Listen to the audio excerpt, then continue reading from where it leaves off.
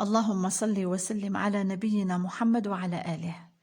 السلام عليكم أحباباتي. اليوم جبت لكم في الفيديو تاع اليوم عصبان بيض، مرقة بيضاء. البليديين القدم من ظن يعرفوه، وبالك مازالوا كاين اللي يعرفوه.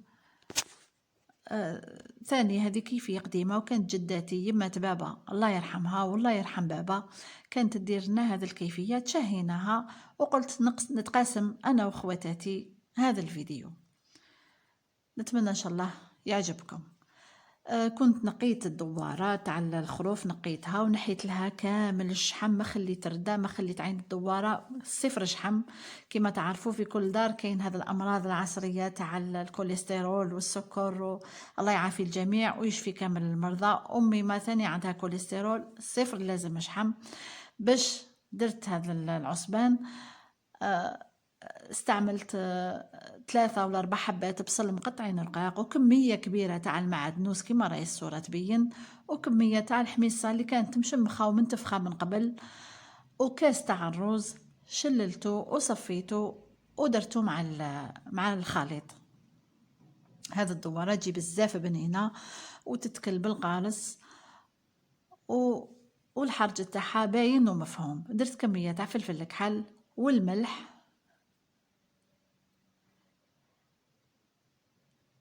كما راكم تلاحظوا.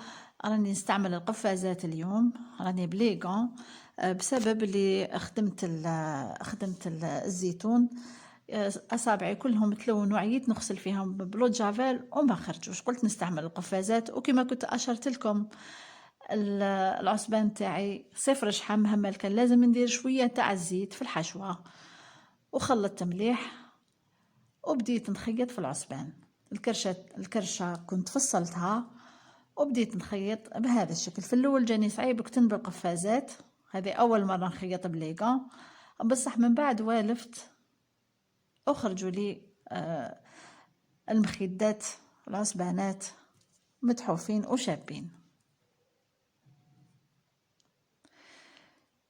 خياطتهم سهلة بهذا الشكل، ما هيش خياطة تاع الواحد يستفها، يخيطها خفيف غير باش ما تنحللناش في الطنجرة.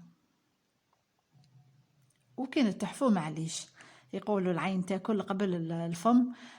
عمرت الحبيبة تاع العصبان بهذا الشكل، ولازم ما نعمرهاش ما عمرتهاش حتى ندكها، لا حتى ندكسها، لا غير شوية باش تتنفس لنا في الكوكوطة كي تكون الطيب. وكما تعرفي الروز يزيد ينتفخ والحميصة تزيد تنتفخ مع الطياب، لازم نخليها شوية متنفسة. أغلقت العصبانة بهذا الشكل.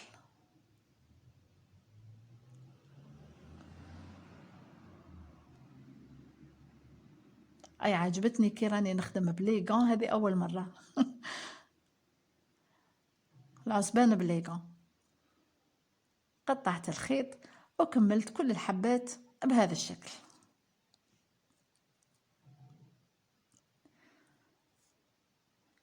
خيط كل الكمية، عمرتها وجبت لبرة ولا كيردون وبيكيتهم باش كي يطيبوا ما يترتقولناش في الكوكوطة.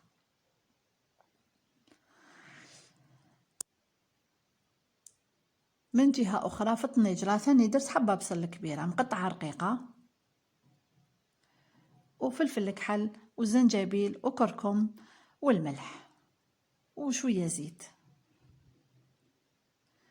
درتهم يتقلاو شوية، نص تقلية، ومرقت بالماء السخون باش بيه فيه تغلي لنا المريقة.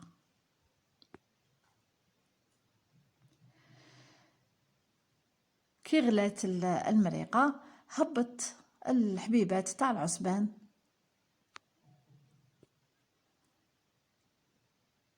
هاي غلات لي وهنا هبطت حبيبات العصبان.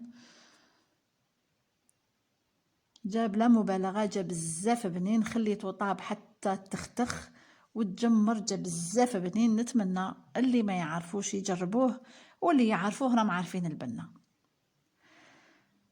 قفلت عليه في طنجرة الضغط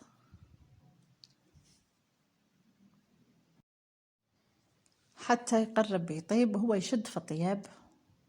كنت منين ذاك نفقدو خليته تقريبا ساعتين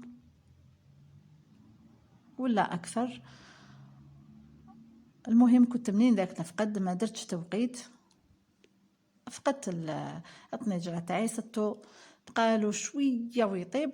درت القرعه، وكاين اللي حاب يدير اللفت، كان اللي يدير مزيج بين القرعه واللفت، مساله ذوق. المهم النتيجه في الاخير كانت ولا اروع.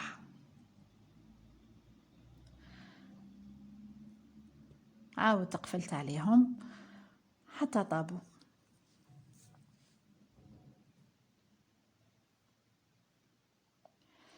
العصيبنات تاوعنا راهم وجدوا، الكيفيه وجدت، جا بزاف بنين ويشهي ومجمر والحبيبات متختخين. نتمنى ان شاء الله يكون الفيديو تاعنا عجبكم، وإلا عجبكم ما تنساوش اشتراك واعجاب، والصلاة والسلام على حبيبنا محمد عليه الصلاة والسلام. شهية طيبة للجميع. وكنت قسمت حبة باش تشوفوها معايا هكذا. دخلت الشوكة، شوفوا كيفاش تدخل بسهولة، وقسمت الحبة. قلبت الشوكة، ما قدرتش نقسم لخاطر الشوكة تدخل والحبة كامل تترتق لي كامل. قسمتها بهذه الطريقة. جاي شهي. نتمنى تكون الكيفية عجبتكم، والسلام عليكم ورحمة الله تعالى وبركاته.